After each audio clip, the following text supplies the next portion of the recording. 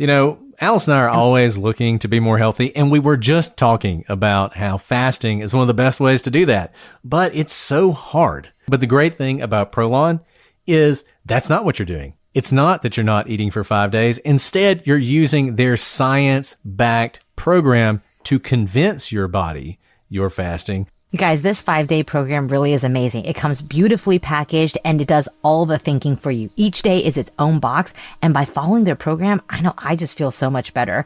And I can't wait to experience Prolon Next Gen and continue to see results. For a limited time, you can be first in line to experience the new Next Gen at special savings. Prolon is offering the Prosecutors listeners 15% off site-wide plus a $40 bonus gift when you subscribe to their 5-day program. Just visit prolonlife.com/prosecutors. That's PROLONLIFE.com/prosecutors to claim your 15% discount and your bonus gift. prolonlife.com/prosecutors.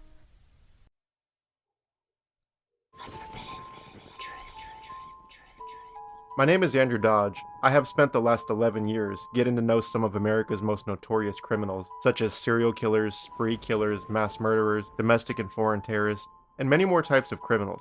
Unforbidden Truth will bring you exclusive interviews with convicted criminals, professionals in the mental health and law enforcement field, and much more.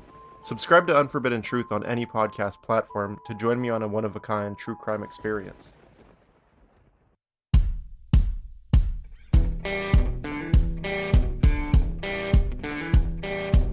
I'm Brett. And I'm Alice. And we are the Prosecutors.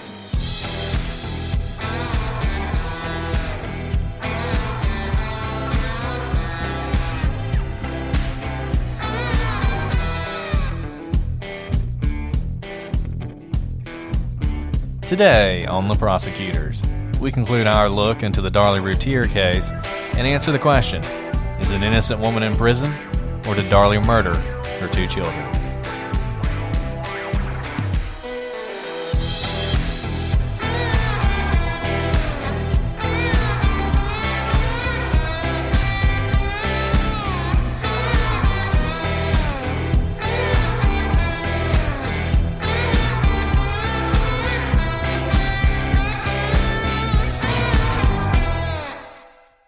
Hello, everybody, and welcome to this episode of The Prosecutors. I'm Brett, and I'm joined, as always, with my convivial co-host, Alice.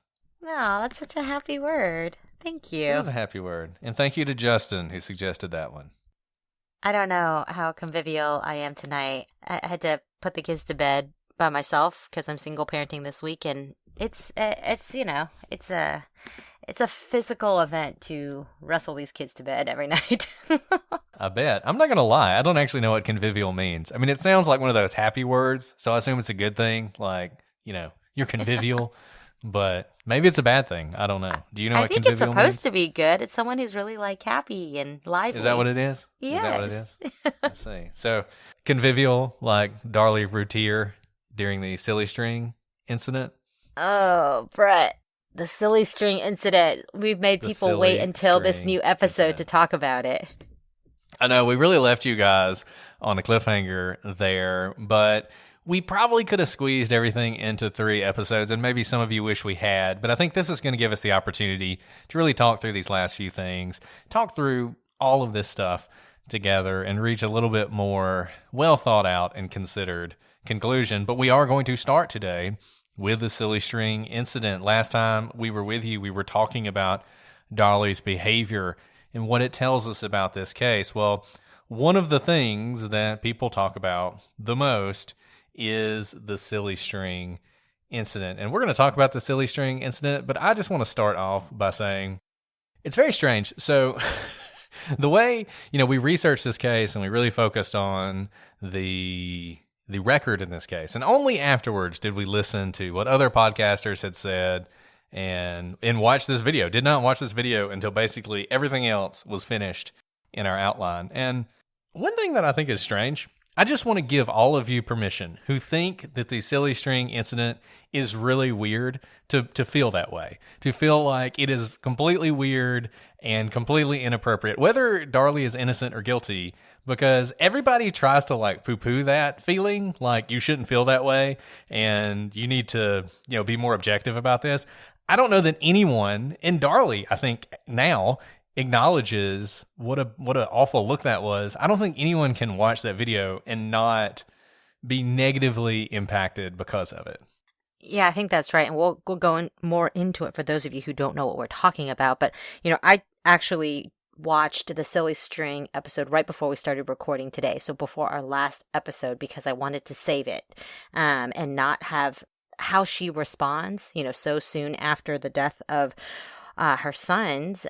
I didn't want my view of whether she did it or not to be affected by how she responded, because we've talked so many times about how everyone responds differently, but it's strange. So, Brett, I think we should probably give people a little more context of what we're talking about. Sure, let's do that. So, as you may recall, the murders occurred on June 6th, the morning of June 6th.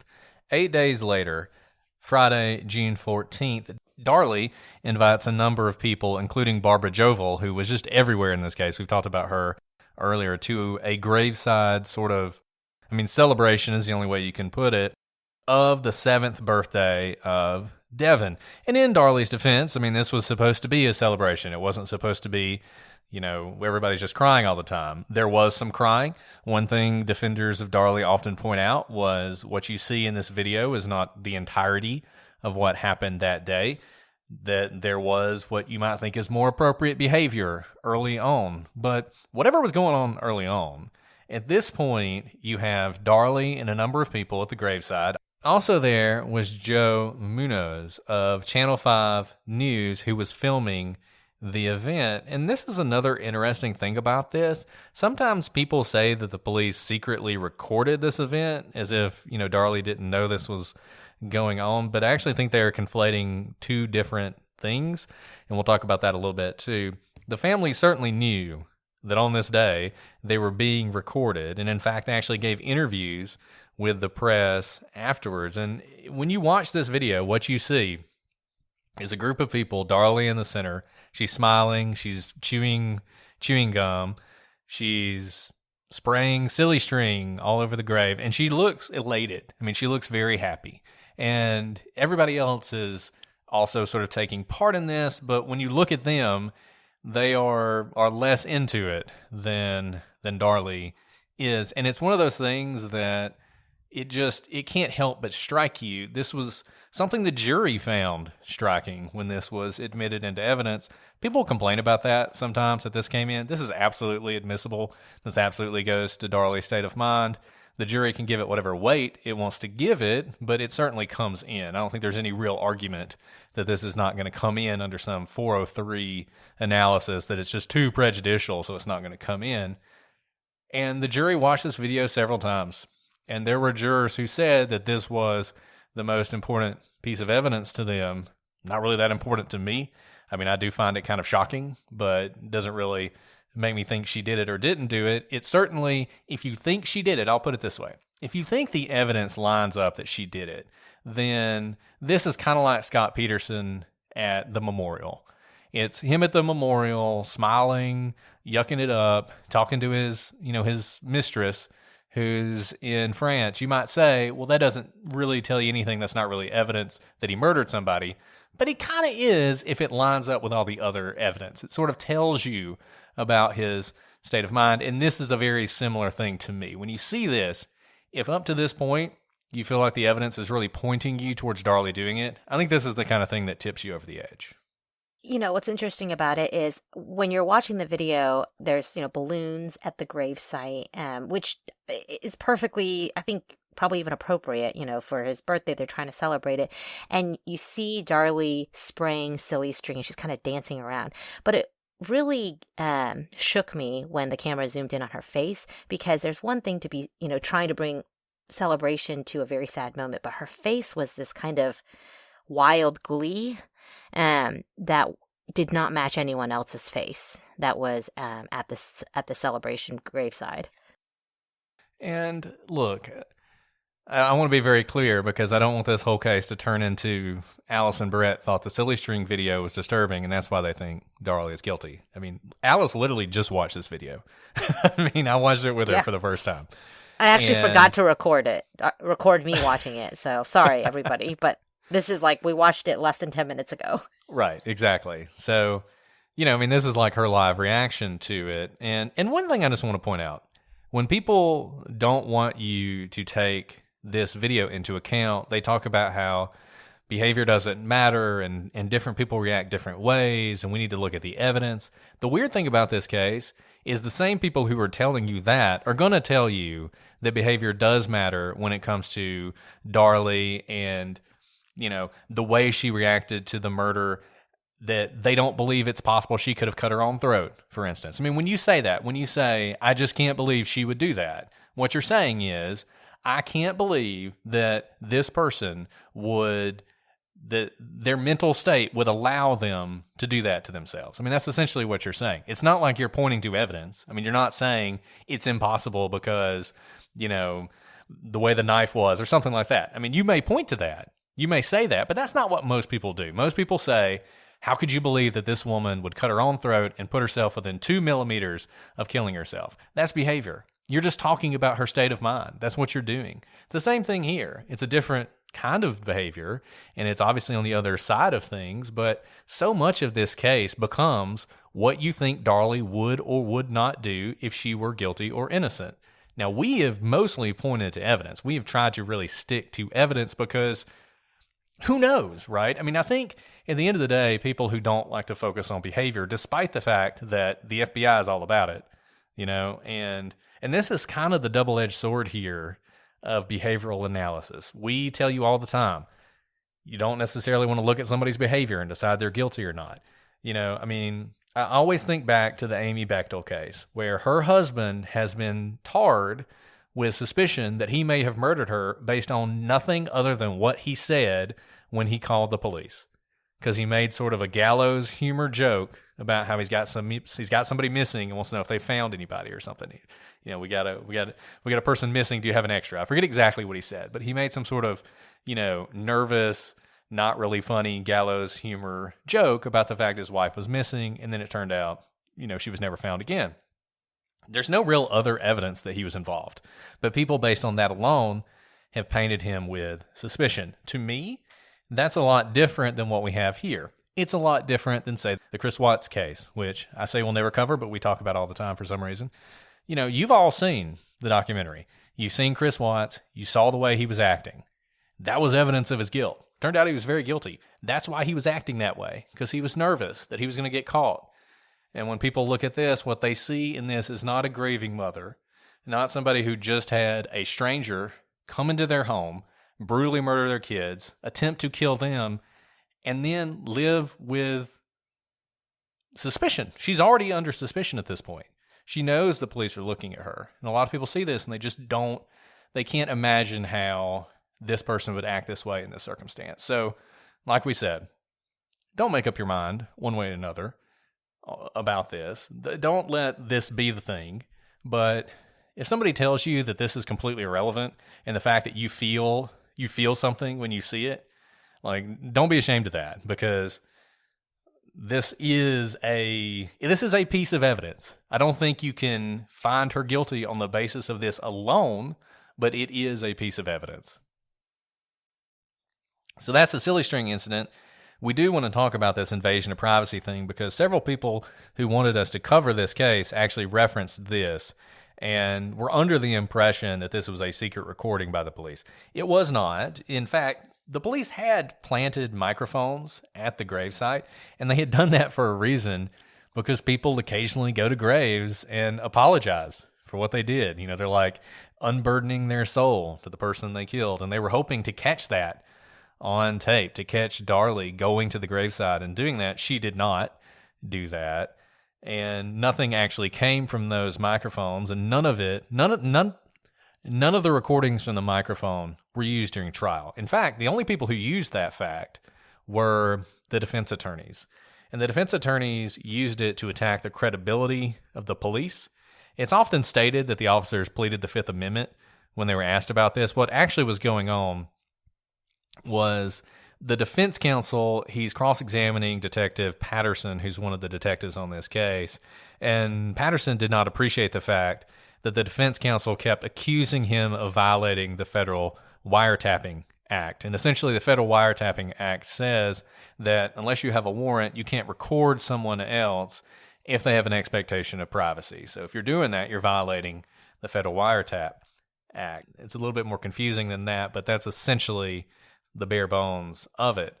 At some point, the prosecution objects, and they're like, look, if he's going to keep accusing him of a crime, he needs a lawyer, and he'll be able to assert the Fifth Amendment and say, I'm not going to testify about this if you're saying I committed a crime. And at this point, the judge kind of stops this circus and says, look, we don't need to ask any more questions about whether or not they violated federal law. If you want to talk about the fact they recorded, you can. And that is one of the things that the defense attorney is allowed to do, is ask him questions about the fact that he set up this recording equipment, that he's recording at the kid's graveside, that nothing came of this, and that sort of thing. Now, you may be wondering, we'll just wrap it all up, did the police violate the law or not? Well, it turns out they did not.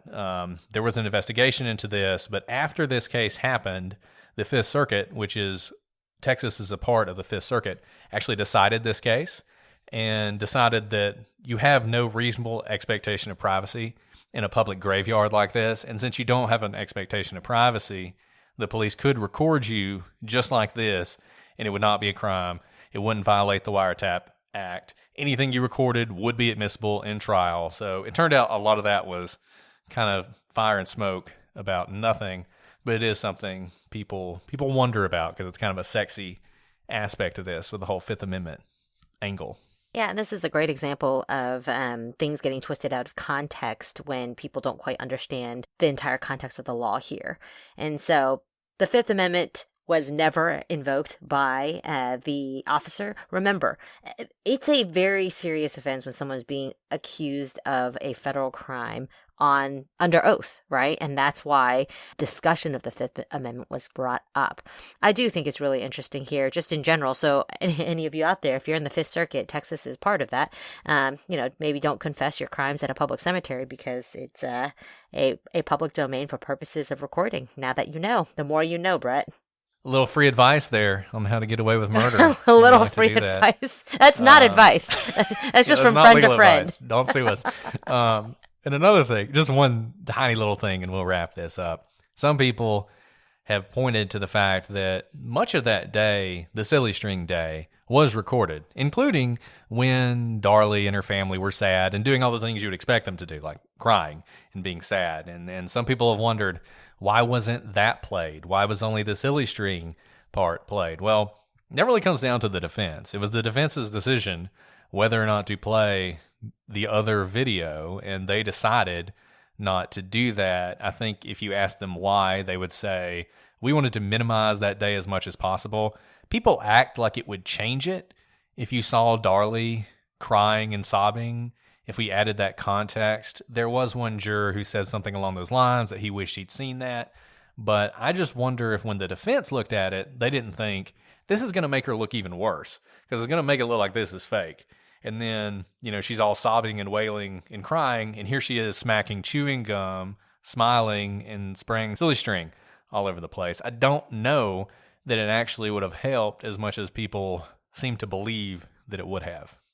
Typically, when we introduce video or phone calls, you only want a snippet of it, but it's always an option for the other side to request that you play the entire recording so that people get the full context. But oftentimes, the jury actually gets angry when they have to watch the same of nothing, and it doesn't actually enlighten them. So that's something that factors into the defense's decision, because instead of making this a 2-minute incident, they could drag it out to a 2-hour long incident where every part of Darlie and every little, flinch of the eye is scrutinized by the jury, and they may think that's even worse.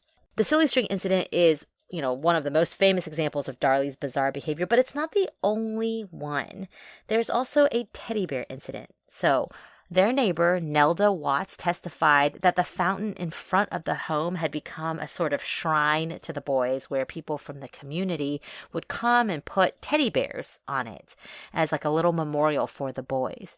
One day, Nelda heard a strange sound, what she described as almost something like children laughing. She looked out her window, and here's what she described into her testimony at trial. Question: what is the first noise that you heard? It sounded sort of like children laughing, that kind of thing. And what did you see then? Well, as I watched for a few minutes, Darren would take a stuffed animal off of one of the wreaths and toss it over to Darlie, and she would jump up and catch it, and then she would toss it back to him, and he would chuck it toward the vehicle. The back end of the vehicle was open, and if he threw it in, she would jump up and cheer. Okay, what else did you see?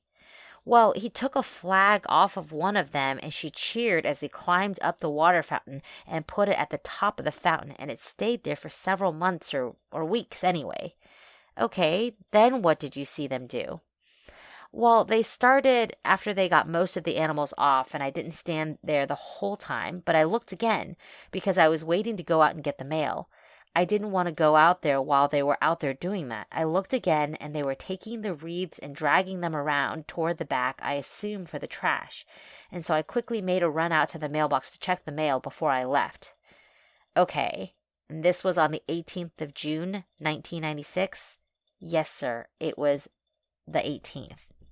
The 18th being 12 days after both of her sons were murdered, which is very soon after. We're not talking about years afterwards. You know, those of you who've followed the Maura Murray case know that there's been ongoing fights, almost 2 decades later, to keep a wreath up at the site where Maura was last seen, because memorials are important. And even though, nearly 2 decades have passed, family and friends want to go back to that place and have a wreath there, have a place to remember them. And this memorial for the boys, the Routier boys, wasn't even created by Darlie or Darren.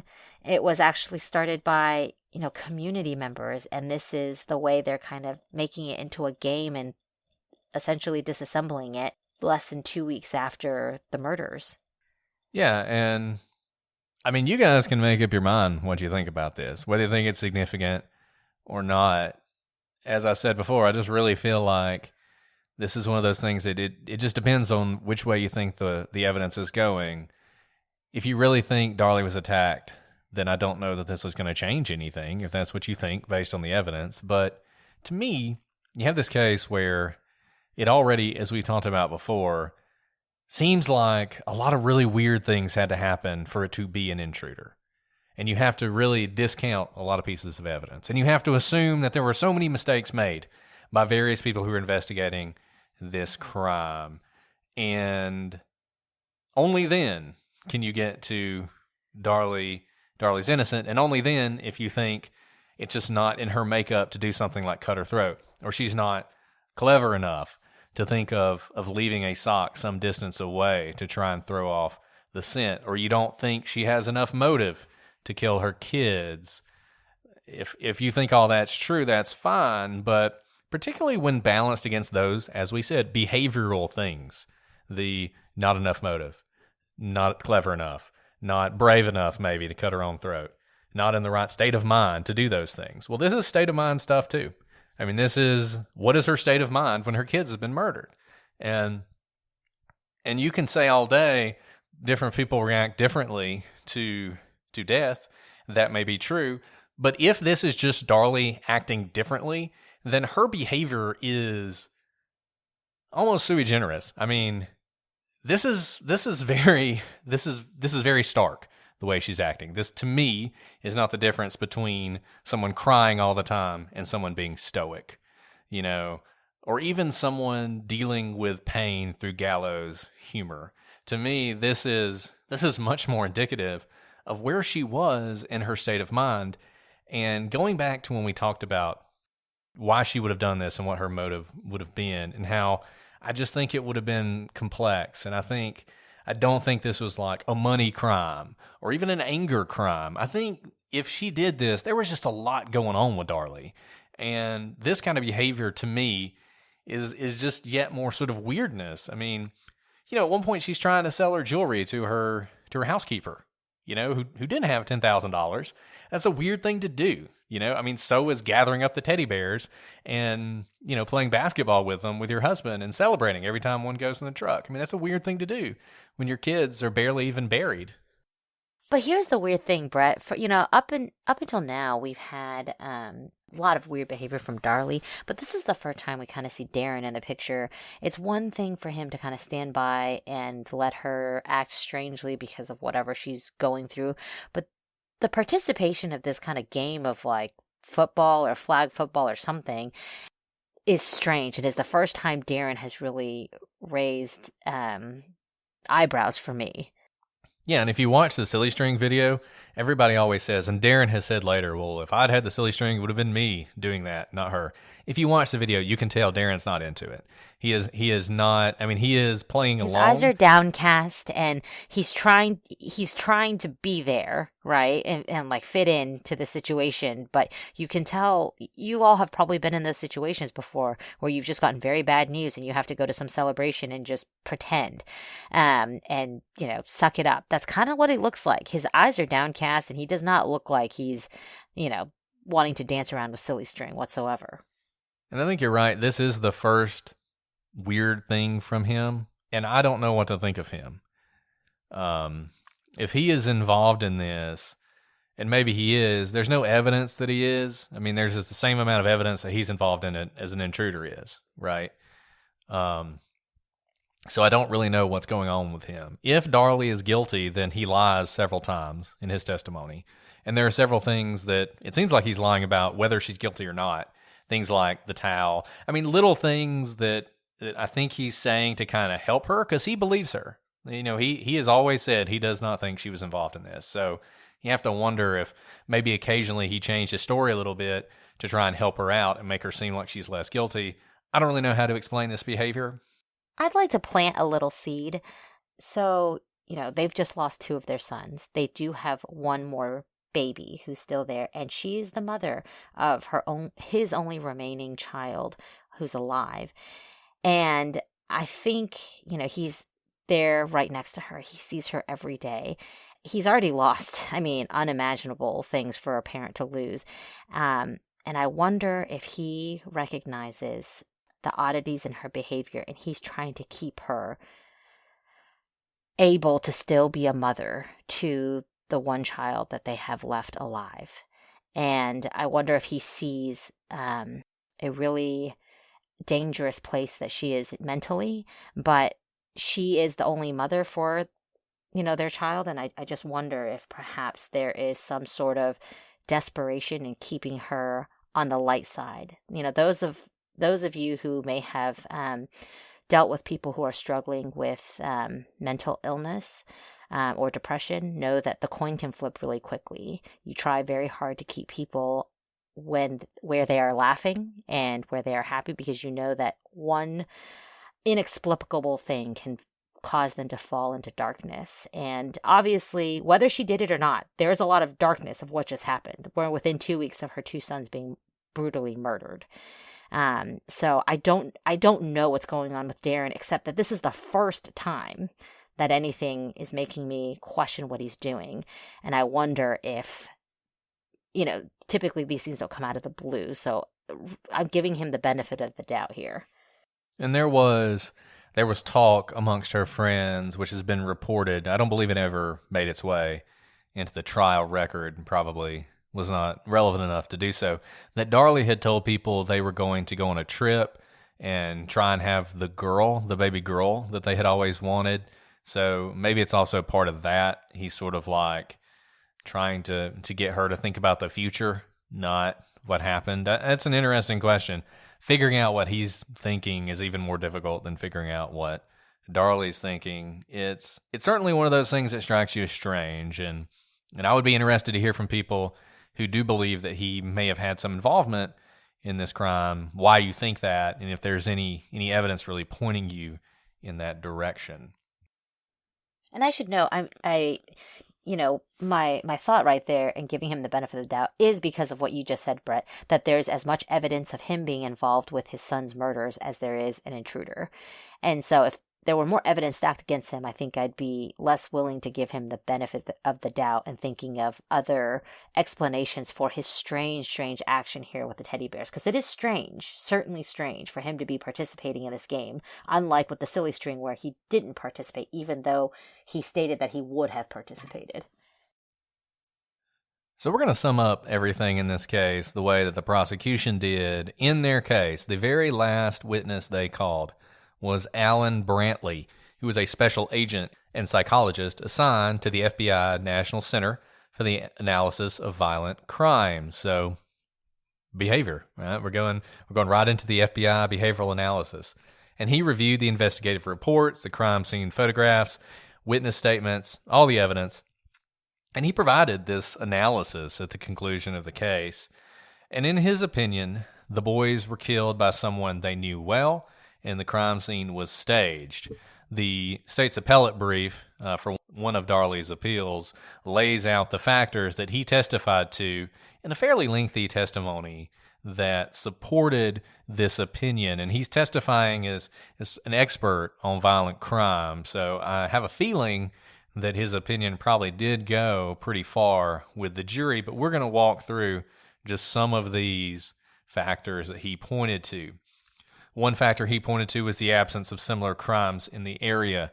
I'll note some people will debate this because they'll point to a serial rapist who was active in Dallas. That person, while active in Dallas, was never active in Rowlett, Texas. I mean, it's close, but it's not the same city. And certainly this kind of brutal murder was not a part of their MO and not something that anyone had seen in this area, which, as he pointed out, was generally a low crime area. The crime scene was high risk for a criminal. There were other houses nearby. Lights were on. A car was visible in front of the house, and the house was on a cul-de-sac. If you believe this was a burglar who did this, or, I mean, really if you believe it was any kind of criminal, but I feel like burglars are professionals in a way, and typically they're looking for the easy target. They're looking for the target that they can rob easily. The house next door to me was broken into over Christmas. Mine was not. The reason is because the people next door to me had moved out. There was a for sale sign in the front yard, and whoever broke in knew there was nobody there. You know, there was no dog barking in the front yard, right? They didn't break into my house, and hopefully they never will. But there were reasons for them not to do that. That was an easier target, and criminals tend to go for the easier target. Another thing, the alleged point of entry, the window, was actually intimidating because of the animal cage immediately inside the garage. We didn't talk about this, but there was a large dog cage inside the garage. It was interesting because I don't think their dog was that big, but they had this cage, and you could imagine if you're a burglar and for whatever reason you've picked this house, despite the lights, despite the car, despite the fact it's in a cul-de-sac, you're gonna rob this house. You go in and you immediately see this large dog cage. That might make you think twice. And remember, we stated on a previous episode that there was a survey done of people currently serving time in prison and jails for burglaries. And when asked what was what is one factor that would make you decide not to rob a house, and they said the presence of a dog, any size, because of the unpredictability, the ability to bite, the ability to alert with their barks. They just didn't know what kind of dog they would encounter. So if they typically saw a dog or presence, indicating presence of a dog, like a dog cage, they would move on. Not lights, not bolts on the doors, not cars in the driveways. I mean, it was dogs. And so this is actually a very interesting note that the window itself, you could see this animal cage. And people serving time now will tell you that they don't even care how large the dog is. But I would say, if you saw such a large cage, you would at least think, this is not just some little lap dog who could do some damage to me. Yeah, I mean, if nothing else, they're going to be barking. It's going to make your attack on the house more difficult. It's just most criminals don't act this way. I mean, if you think this is, a crazed serial killer, maybe that overcomes this. But even a serial killer You get to be a serial killer because you succeed the first time, right? And typically you are looking for easy targets. Another thing which almost strikes you as an amateurish mistake is that the FBI typically sees window screens removed during crimes rather than cut. It was actually unusual to just have the screen cut, which you can imagine why that would be. It probably makes noise to cut a screen. You then have to go through the cut screen. You might leave evidence behind. Clothes might be torn, DNA, blood. I mean, any number of things on that screen as you're passing through, and it's sort of passing over you. And in fact, most burglars just take the screen out. They don't bother cutting it. So that seemed like an unusual thing. The route through the garage was risky in the dark. Remember this, if this person came in, they're breaking into a house they don't know. They're going through a garage they don't know to commit a fairly, well, if they planned on doing this, an incredibly violent crime. But even if they're just trying to rob the place, they've seen the car, they've got to think that it's at least possible somebody's in that house, and yet they're going through the garage in the dark where they could easily trip over something. This is something people point to in the Ramsey case, and JonBenet Ramsey is a reason to think it was an inside job, is you have to believe that the person who broke in managed to navigate the house, having never been in there before. And sort of like this person's navigating the house in the dark. They make no noise, they don't run into anything, and they don't leave any evidence of their presence either coming in or going out. The focus on the children, which we've talked about, was unusual and risky given the presence of an adult right there. It's not even that Darlie's in another room and maybe you want to eliminate the children so they don't interrupt you when you go find Darlie to do whatever it is you want to do. But you have someone who is attacking the children first, even though there's an adult there who, if they wake up, I mean, remember, it's not just that Darlie's story is that she didn't wake up. Your killer would have to be acting this way, knowing that she probably would wake up, and yet they attack the children first, not her. And then there's the wounds, which we've talked about, which are dramatically different in type and severity from her wounds. Even if you think her wounds are not superficial, even if you want to call them life-threatening, they're certainly different than plunging a knife all the way through the body of a person into their chest. There's a different type of wound and a different viciousness to that than what Darlie suffered. And her statement that she chased the intruder out was entirely inconsistent with what you would expect from a violent crime when you have the disparity in her size and the described size of this intruder. Apparently, Darlie's saying that this guy who is armed with a knife, who has a jump on her, who's already cut her, just decides to leave and doesn't do anything to stop this person from following him. That just doesn't jive with what people tend to see and what the FBI tends to see in cases like this. Absolutely. As you can see, this behavioral analysis is very detailed, and it continues. He then testified that dropping a weapon while fleeing is risky and inconsistent with most reported crimes. And that's because, as you can imagine, if you're fleeing and you drop your weapon, that's evidence left behind, but also the person who is chasing you or who is still alive behind you can pick up that weapon and come after you. That's why typically the murder weapon goes with the perpetrator, but that's not what happened here. And also, if you remember that sock that was dropped a few doors down, the location of the sock was inconsistent with a real crime because it was in the opposite direction of the exit from the cul-de-sac. Usually, you are looking for your fastest way out. You're not doing, circles in the cul-de-sac, warming up before you zoom out of the cul-de-sac. I don't know if we made that clear when we talked about this. People always talk about the distance from the house where the sock was found, but they don't generally talk about the direction. And it would be one thing if you saw the sock going out of the cul-de-sac, because that's how you would imagine this person would leave. They would leave out of the cul-de-sac to go to their car, maybe that black car that we've heard so much about, and maybe they drop the sock there. You have to believe this person has killed two people, brutally, stabbed another, knows that last person is still alive, has fled the scene while dropping their knife, and then, rather than head out of the cul-de-sac, away from the cul-de-sac, wanders around sort of in an alley in the back and drops off this sock and then leaves. And that's a very strange thing to think this person would do in that circumstance. And likely this person left the way they came from. And so this is not the first time they've seen the cul-de-sac. They saw the cul-de-sac coming into the cul-de-sac. And so it is unlikely that they were just caught unawares and ran the wrong direction.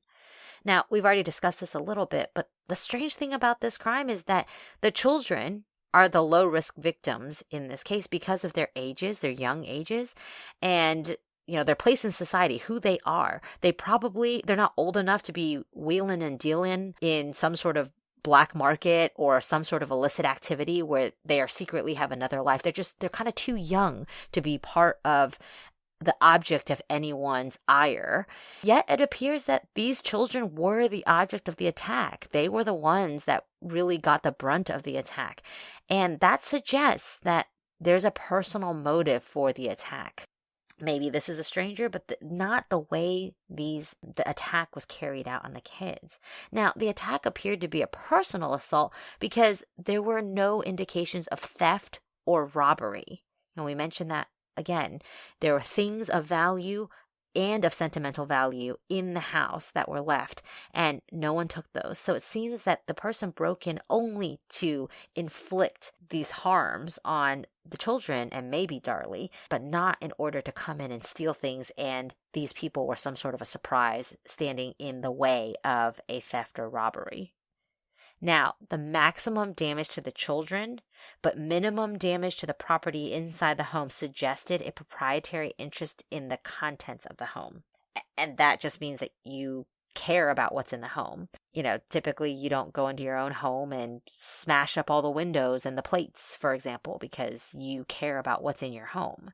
This is not funny, but this reminds me of an episode of Friends. Brett, I don't know if you were a watcher of Friends, but there's an episode where Chandler works at an office building, and one of his friends goes with him to work one day, and this guy walks by, Bob, and Bob says to Chandler, "Hey, Toby." And Toby is not Chandler's name. And Chandler says, "Well, he's been calling me Toby for so many years. I just don't want to tell him that my name's really Chandler." And so go on down the line. He basically blocks this guy from getting a promotion. And Bob gets really mad at a man named Chandler, but he doesn't realize that Chandler is actually Toby.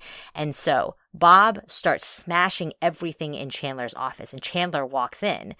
And he says, "Man, what are you doing?" And he goes, "Come help me. This is Chandler's office." And to pretend to not be Chandler actually smashes everything in his office, right? And it's like a hilarious scene, but the point is no one would do that to their own office, their own property, because you care, you have sentimental value, you care about the things that you do. And so what the FBI is saying here, the fact that there's so little damage to the property makes them think that someone cared about the things. You think about the way you treat your own home. You care about bumping into the walls because you don't want to leave dents into the wall. You care about if you drop a plate on the floor because maybe it dented your hardwood floors. You think about those things, something that an outsider would not care about. So they're looking at not just whether things were stolen, but every little detail of how little damage was done to the home that you would think an intruder would not care about. And this kind of goes back to the murders are messy thing. It's kind of a corollary to that. If somebody's coming in and, invading your home and murdering people, they're not going to be super careful. It's kind of like we were talking about with the dust. Yeah, you can enter through that window and not disturb anything, but why would you care to do that if you're there to rob and murder? Why would you not leave bloody footprints all over the place? Why would you not knock things over? Why would you not destroy things? Why would the only thing that you really do is kill some people and then leave? I mean, it's a very strange thing for an outsider to do. Absolutely. Think about the quintessential, movie of someone breaking into a house. They do things that are completely unnecessary that mess up the place, right? They knock over lamps. They don't care about the lamp. They don't care if it breaks. They didn't really have to knock over the lamp in order to break into the house, but they do it because they couldn't care less about what's in the house. Nothing of that sort happened here. Now, the minimal damage in the living room, or the Roman room, was inconsistent with a struggle between two adults. Remember what Darlie said. She woke up in the living room and someone was standing over her or walking away, something along those lines, and she struggled with that person. But that nothing in that room indicates there was any sort of struggle between two adults. Yeah, I mean, she's got, and we've talked about this so many times. If you believe she has all these defensive wounds on her, these horrible bruising, these cuts, if you believe all those are defensive wounds, there had to have been a defense. There had to have been a fight. There had to be a struggle. Even if she doesn't remember it, it had to have happened. And yet, once again, there's no evidence of it. Right. And there's more things about the crime scene that suggest it was staged. For example, the position of the vacuum cleaner on top of bloodstains suggests that it was deliberately placed there. There was absence of blood in the garage where Darlie said was the escape route for the intruder. There was the presence, we've already just talked about, of window screen debris on a knife from inside the house. It makes no sense to cut how you could cut a screen from the outside to enter the home with a knife that's inside the home before you cut the screen. The use of 2 knives from the same knife block inside the house in committing the offense was inconsistent because most offenders will carry weapons with them to the crime scenes. So not only does it make no sense that a knife inside the house is cutting the screen from the outside in order to gain entry, that they would then change out the knives to use a different knife from the same knife block in order to stab their victims. And also, like what we were talking about with the proprietary interest, the knife was actually, one of the knives was actually placed back into the knife block. This suggests that you care about the knife. Why not just toss it to the side? Someone who is just breaking in to commit murders or to steal things, they don't care if the knife is back in the knife block. So the fact that it's placed back in highly points to someone in the house, an inside job, that someone who cares about the knives, someone who cares about what's inside the home, put that knife back into that knife block. And I said this a couple episodes earlier, and I'm sure we'll get some controversy about it, that if that bread knife was used to cut that screen, if that's true, if you can't figure out a way to show that that's cross-contamination or a mistake by technicians, if you can't do that, to me, that's enough to believe that Darlie did this, and for all these reasons. You know, it shows that was a knife used to cut it. The knife is back in the knife block. It's weird that you would use a knife from the knife block to cut the screen, which you would need to cut to get in there in the first place. All that stuff. I mean, that piece of evidence, if it's accurate, if you can't undermine it, is so powerful.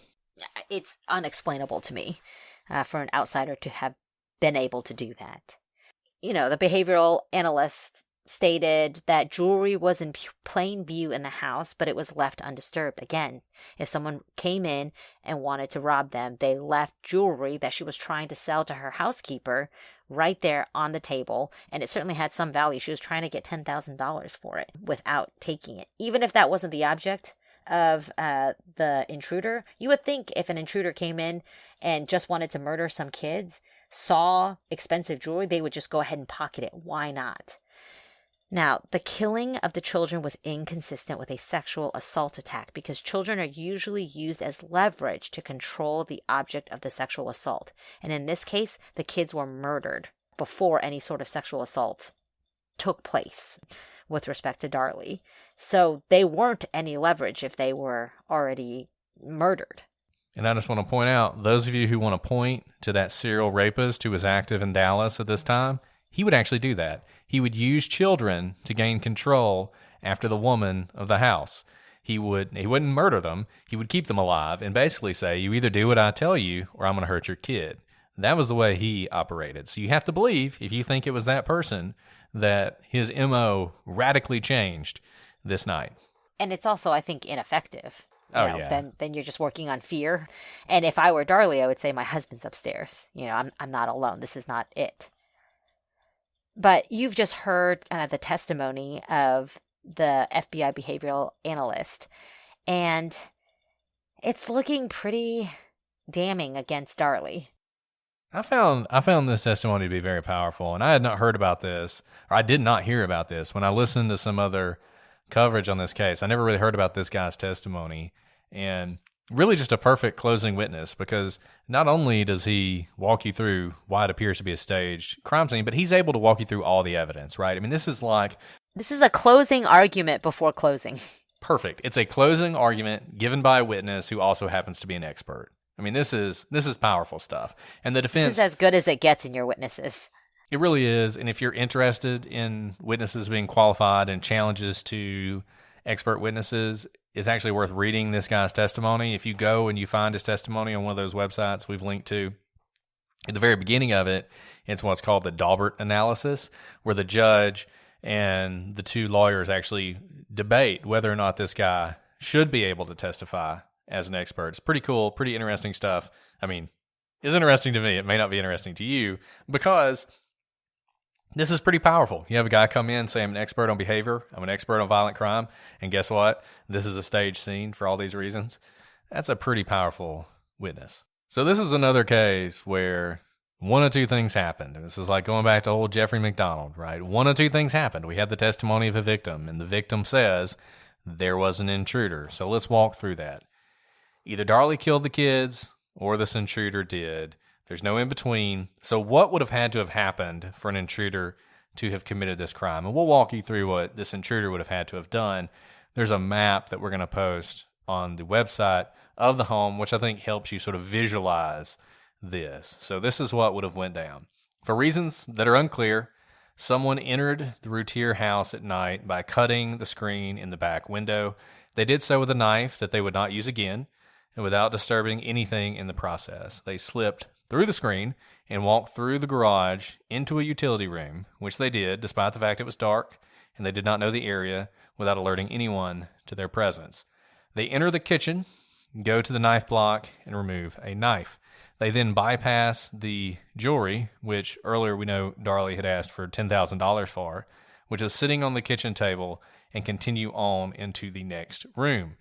At this point, the intruder would have seen Darlie and the two kids sleeping in the family room. Some have speculated that perhaps the intruder would have stumbled over Damon due to his position between the family room and the kitchen, and this would explain maybe the bloody scene. He didn't intend to do this, but he stumbles upon the kid. Chaos ensues. Murder happens. But we're almost certain this didn't happen. And one, you would expect a sudden shock to have woken both Devin and Darlie. Darlie doesn't say that happened. Based on where Devin is found, it doesn't seem like he moved. Two, and probably more important than that, we know from the blood trail that Damon moved from the living room towards the kitchen after he was initially stabbed. And once again, remember, if you believe this story, then you also believe Darlie's story. And Darlie supports this because she says that when she woke up, Damon actually follows her towards the kitchen before he collapses where he's found. So he doesn't start off there. He ends up there. So probably no stumbling over anybody. And remember, Darlie's story is that she was awakened by Damon at the couch. And so that's consistent with the testimony that he was sleeping about a foot away from her on the floor, which once again is her own testimony. At this point, the killer decides to kill everyone in the room. He picks up a sock and slips it over the gloves he's already wearing, thus preventing any evidence of its existence transferring to the sock, I guess would be his theory. He attacks the boys first, stabbing them to death. What happens to the sock at this point is a little unclear, as it does not have Darlie's blood on it.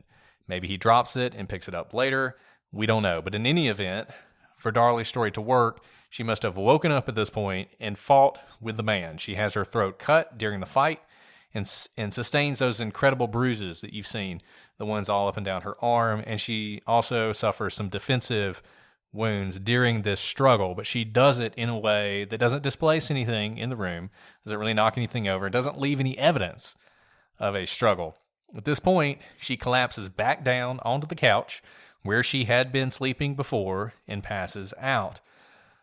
But she does so without leaving much blood evidence on the couch, which you would expect if she's bleeding from a stab wound that she has suffered in the struggle while she's laying on the couch. In any event, due to the trauma of the event, she does not recall what we just described. She doesn't remember that struggle at all. At this point, the man, I suppose he recovers the sock that he dropped because he wasn't using it when he stabbed Darlie because there's none of Darlie's blood on it. Damon crawls over to where Darlie is, wakes her up. The man, for reasons that we don't know, decides not to finish off Darlie, but instead turns and walks away. If he is a burglar, he steals nothing. If he is a rapist, he does not assault Darlie. He was either just a cold-blooded killer, or once the killing started, he just decided, I don't want any more of this. But either way, he's someone who decided to kill the two boys, but wasn't so efficient and wasn't so concerned about someone identifying him that he would finish off the woman who he knows is awake and who he just fought and who is following him out of the room. Darlie, rejuvenated, continues to follow him with Damon trailing behind her. Damon reaches the kitchen, or the area in between the kitchen and living room, and collapses himself. The murderer walks into the utility room and drops the knife with Darlie still behind him. She picks up the knife, and he disappears into the garage. He escapes without leaving any bloody footprints or a blood trail or any blood at all in the garage itself. He walks down the alley away from the cul-de-sac, drops the sock in front of both a sewer drain and a trash can, but doesn't throw it down the sewer drain, doesn't throw it down the trash can.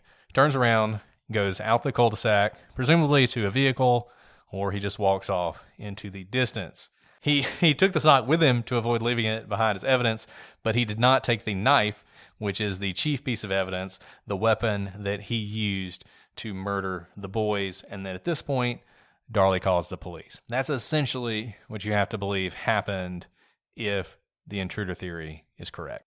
I feel like I had to do so much flexible mental gymnastics to wrap that story around the set of facts. And that's the thing, is you have the set of facts and you're having to weave a story to fit all of the facts. And I think when you have a situation like this where there really are only two options, I think it's worth doing this. And I think it's worth trying to think through what exactly would had to have happened for it to go the way that you're being told it went.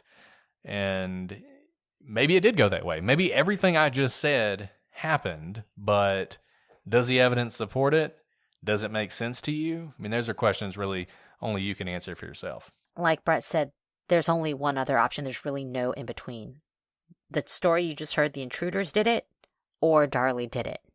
So what would it look like if Darlie did it? Let's talk about where she was mentally. Darlie is in a dark place. She's suffering from postpartum depression. She's facing mounting financial pressures. Her husband is becoming verbally and emotionally abusive towards her. She just wants things to go back to the way they were when the boys were younger and they didn't have any money problems. All of this culminates the night of the murders after Darlie and Darren stay up late talking about their problems. Neither of them have ever been entirely forthcoming about what was discussed or how it was discussed that night. But based on what others have said, it's unlikely it was anything other than angry. It was probably pretty explosive. So Darlie acts. She waits until Darren is asleep upstairs. She gets the bread knife out of the block, walks out, back around to where the window is located, and cuts the screen. She goes back inside, puts that knife back into the block, and pulls out the larger, sharper butcher knife. She goes back into the living room and stabs the oldest boy, Devin. She then turns to Damon, who she also stabs. She takes the sock, dabs it in each boy's blood, and then goes outside and drops it several doors down. She goes back into her house and goes to the kitchen sink. At this point, she really needs to gather all of her confidence because she braces herself before she cuts her own throat. She washes the blood away from the sink, trying to cover up what she did. There's a problem, though. She turns around and realizes that Damon is actually still alive. In fact, he's moved from the family room to right in front of the kitchen, heading towards the door, and a blood trail from the family room to his body seems to confirm this.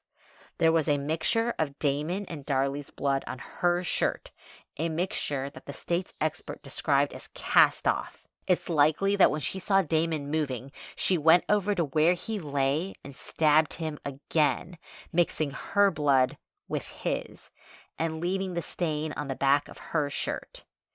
Incidentally, this also accounts for the timing of Damon's death.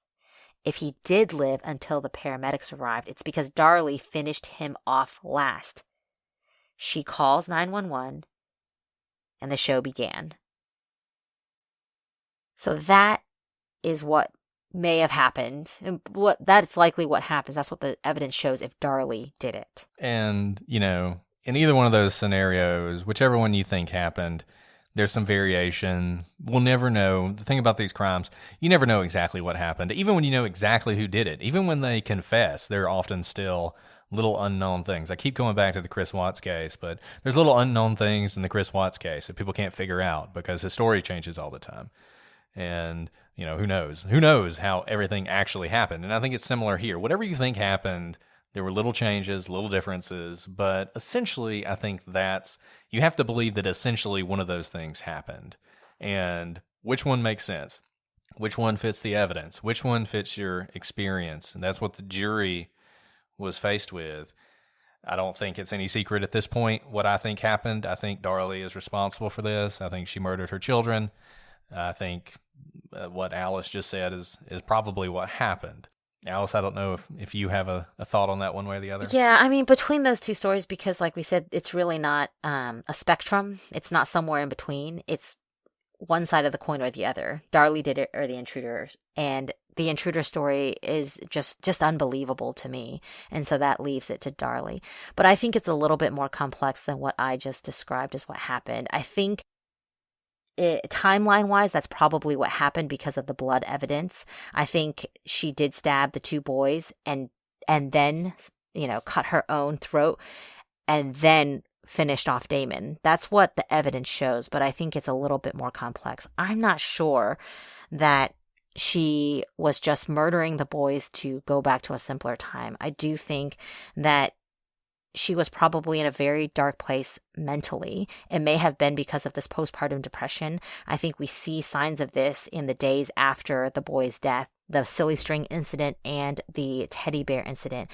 I think there are some massive swings, and postpartum depression, there's a lot more talk about it now, but some estimates have it of being more than 50% of women have some sort of postpartum depression up to a year or longer after they've had a baby. Her baby here is under a year old. And for those with severe postpartum depression, and I do think she was suffering from probably a severe version of it, the statistics are not clear because it often goes underreported. And unless something, tragic like murdering your own children happens, we don't always know about severe postpartum depression. But the numbers I've seen span from 10 to 20% of women experience severe postpartum depression. And some of those signs are wanting to kill yourself, to kill your children, not because you want to end their lives or your own life, but because there's kind of this darkness that you have no way out of. So I don't think she was just trying to murder her children. I think she was trying to do a murder-suicide. I think it's very difficult to cut your own throat unless you are trying to end your life. I think once she finished off her sons, she wanted to kill herself. And when she was unsuccessful in killing herself, 2 millimeters away from killing herself, we've said that basically it's impossible to cut your throat without coming that close of killing yourself. And I think most people, when they think of cutting their own throat, they think that is a death sentence. Unlike if you stab somewhere else on yourself, think of Jeffrey McDonald. If you stab yourself in the chest, it is very possible you can survive that. I think most lay people, she doesn't have medical training, think of cutting your own throat as killing yourself. I think at some point after she cut her throat, she realized that she was not successful in cutting herself, but she could not be the one who just murdered her children. She was supposed to die as well. And so that's when I think she began to clean up the crime scene. And I think that accounts for her bizarre, kind of bone-chilling reactions, both at the gravesite with the silly string and also with the game of football with the teddy bears that were set up as a memorial for her children just within 2 weeks of them being murdered. And I don't think Darren had anything to do with the murders, but I think Darren knew what his wife was suffering from. And I think he knew that something happened that night that may have set her off, that may have pushed her over the ledge. And he may feel some responsibility, even if he doesn't know exactly what happened. And he knows some degree of the truth. I don't know if he knows all of the truth. And I don't know whether he's trying to cover for her or just trying to hold the pieces together of a very, very broken reality for him. So at the end of the day, I think Darlie did this, but I think it's a little bit more complicated than just her wanting to murder her kids. And I think that's really interesting. One thing that I've read many places, which I assume is true, but someone correct me if it's not, is that after the crime, Darlie's will and the life insurance policies for the kids were found on the table or in the table next to the couch where she was asleep. And this is actually a really interesting point you make, Alice, about the suicide theory, because it actually would answer a lot of questions. Really interesting what you were saying about cutting your throat, that you would just assume that's going to do it. You know, you're not aiming for 2 millimeters away. You're just cutting your throat. And why would she do that? Because she doesn't want to be seen as a murderer of her kids. Even if she is murdering her kids, she wants to be dead, and she wants her kids to be dead, and she wants to be remembered well, right? I mean, isn't that essentially what you think would be going through her head if Absolutely. she did that? I mean, I'm not exactly sure what happened. I don't know if she lost it and killed her kids and she couldn't live with herself and she wanted to kill herself as well, or she wanted to kill herself in the first instance and didn't want her children to grow up without a mother, or that you have to remember, if she's in this dark place, life is terrible for everyone, not just her. And she's may be thinking that she's doing them a favor. So I'm not sure which happened first, that she wanted to kill herself first and save her children the pain of this dark world she wanted to leave behind, or that in this fit of depression, this episode, she killed her kids and couldn't face it, and she wanted to die as well. I'm not sure which order it was in. And I'm really glad you talked about the postpartum depression, because I feel like a lot of people, when they talk about this, really poo-poo that as part of what happened. They're like, oh, what? She was depressed, so she killed her kids?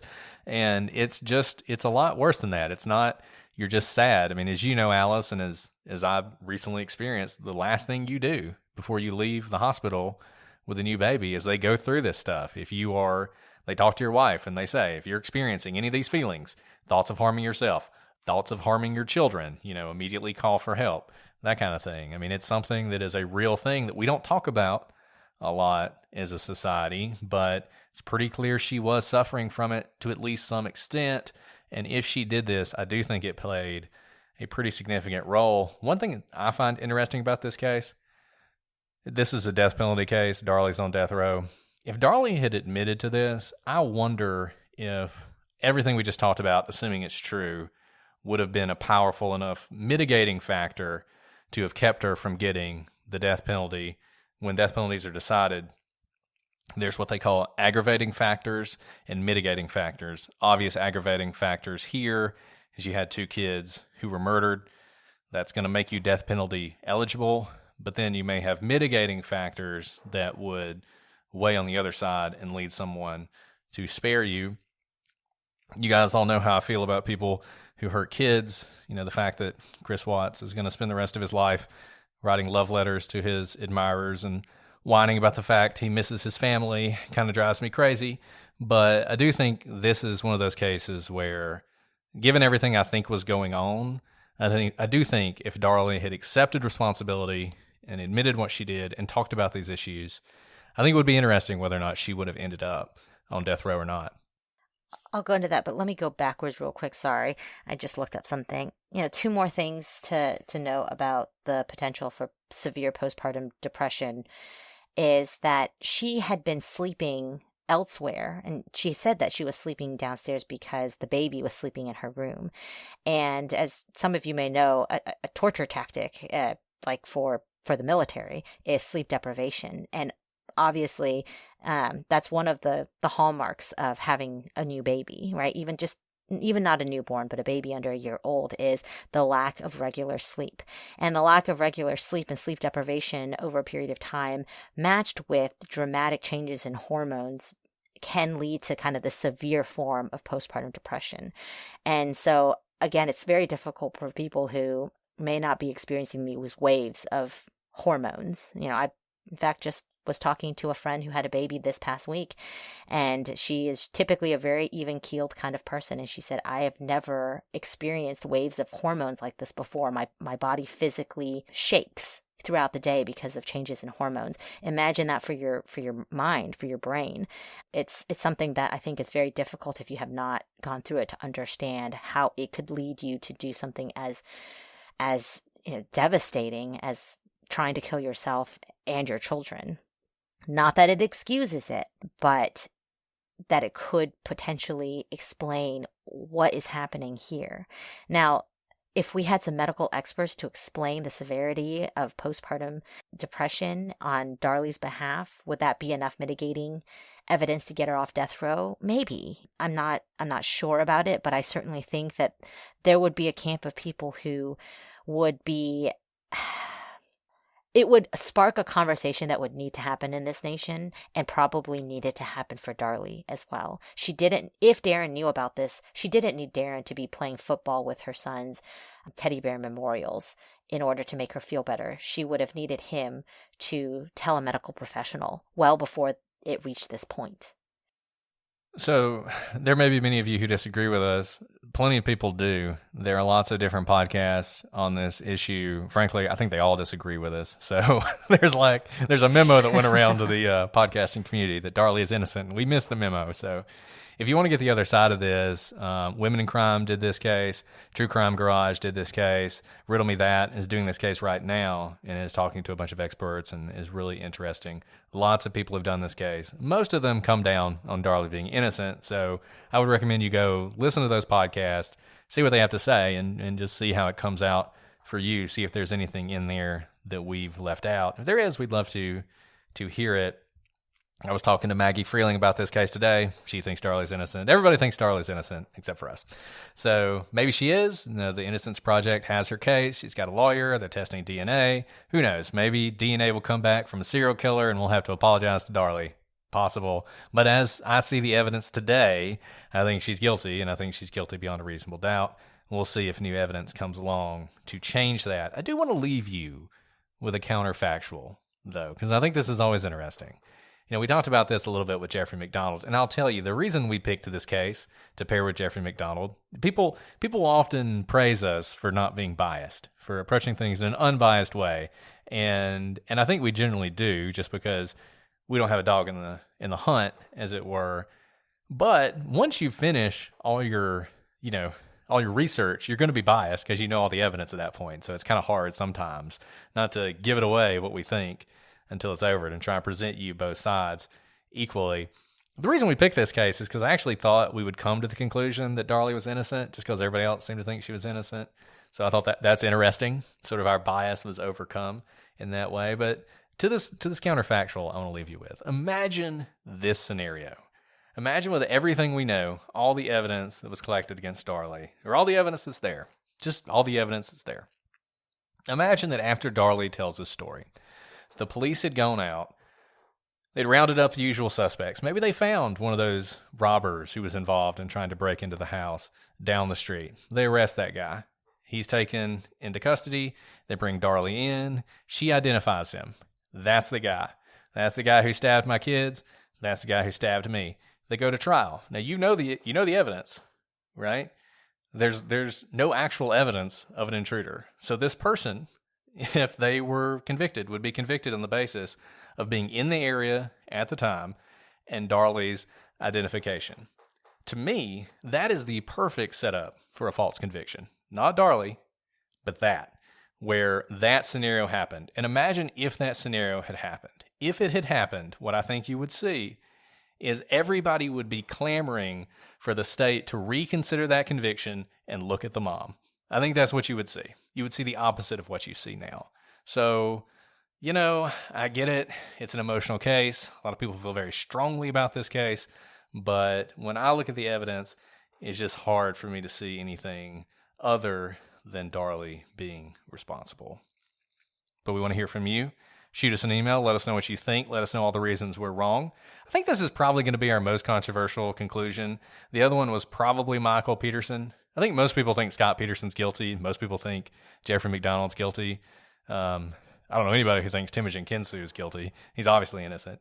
But this may be our most controversial, so we want to hear from you. We want to hear your thoughts. prosecutorspod@gmail.com, @prosecutorspod on Twitter, Facebook, and Instagram. Join us on Patreon if you want to discuss this, or if you want to discuss it in a future Get Vocal. I am sure the folks on the gallery on Facebook are discussing this and have talked a lot about this case, so join their conversation. I think it is a good one that you will enjoy.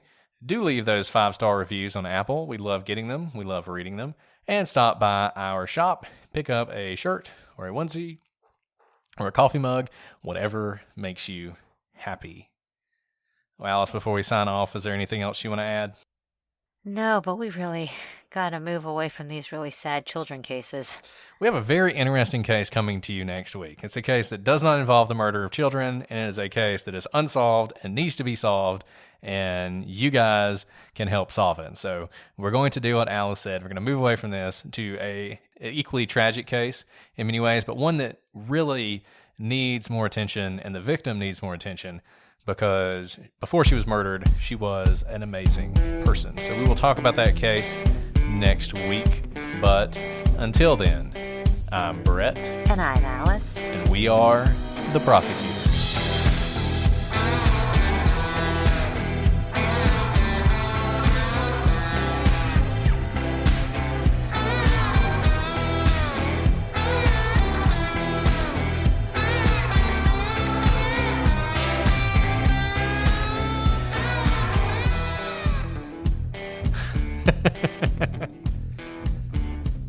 That's the end of the podcast. Oh, whatever. You were a rock star. Also there is Joe Munoz. Joe Munoz. Joe Munoz. What do you think? I think it's Munoz. Munoz? Yeah, it's Munoz. Spanish. Okay. I know. I'm not very good with the accents. You're fine. You're fine. Okay.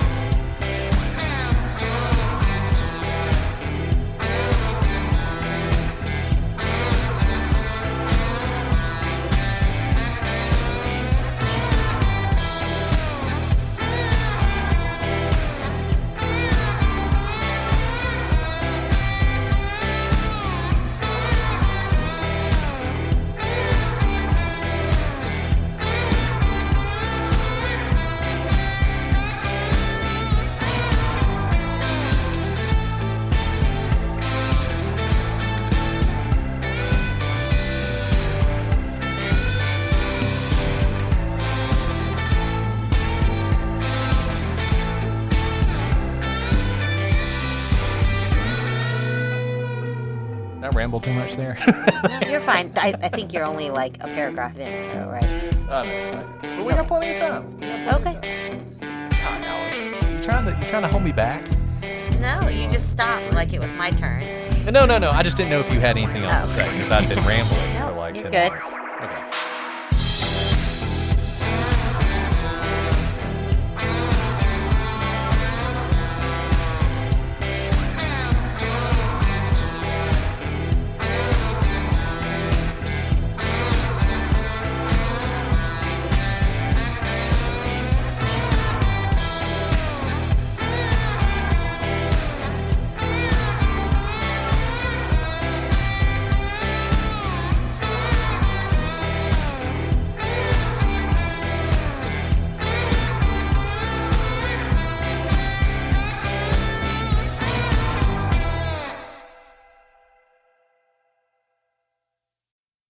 If you're looking to streamline your audio advertising buys and maximize your revenue, look no further than Triton Digital's programmatic audio advertising exchange, A2X.